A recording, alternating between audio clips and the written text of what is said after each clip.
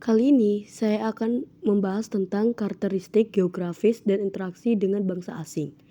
Inggris 2014 membagi kapal atau perahu yang terdapat pada relief Candi Borobudur dalam gambar berikut menjadi dua kategori, yaitu kapal atau perahu Indonesia, yaitu terdiri atas 5 kapal bercandi dan 2 perahu kecil lainnya.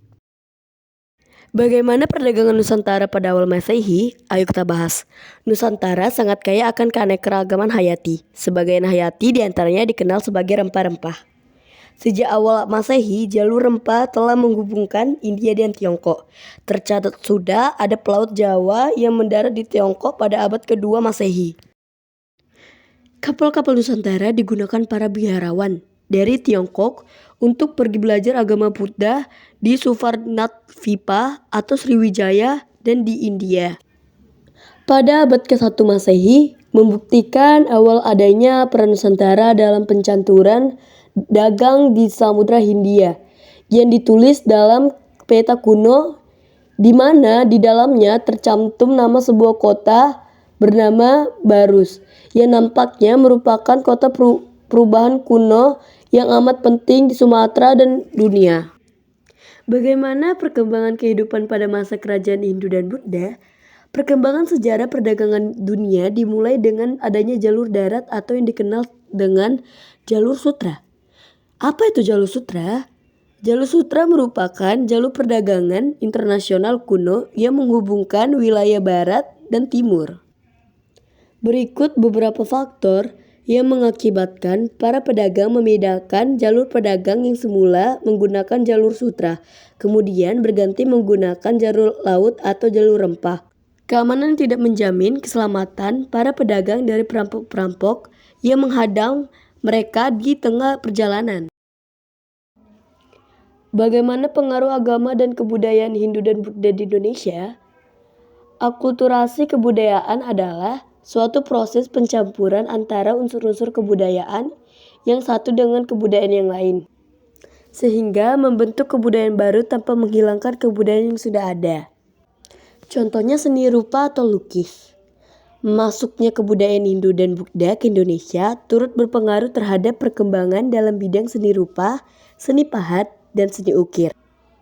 Lalu, seni bangunan atau candi. Pada umumnya, bentuk candi di India berupa stupa, sedangkan candi Indonesia terdapat tangga untuk menuju puncak candi.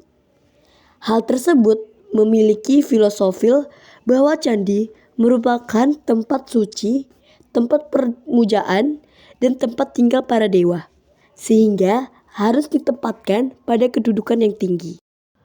Kemudian ada juga kesusastraan.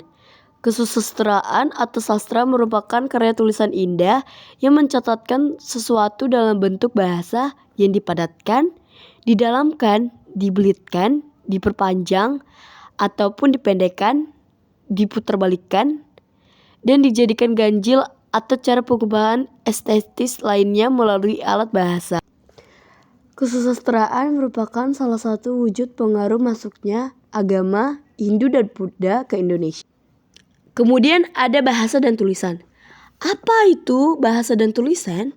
Kebudayaan Hindu dan Buddha yang menyebar ke Indonesia turut berpengaruh pada bahasa dan tulisan. Budaya tulis tersebut menggunakan bahasa Saktera dan aksara Pallawa. Bahasa Saktera dan aksara Pallawa berasal dari India. Pada perkembangannya, aksara Pallawa menjadi dasar dari huruf lain di Indonesia, seperti huruf Kawi, Jawa kuno, dan lain-lainnya. Dan yang terakhir kita terdapat sistem pemerintahan. Apa itu sistem pemerintahan? Wujud pengaruh Hindu dan Buddha di Indonesia tercermin pula pada sistem pemerintahan. Pengaruh kebudayaan tersebut mengubah sistem pemerintahan yang ada di Indonesia. Yang semula bercorak kesukuan dan kerakyatan, kemudian berganti menjadi monarki dengan hierarki atau tingkatan yang jelas. Sekian penjelasan dari saya, semoga bermanfaat.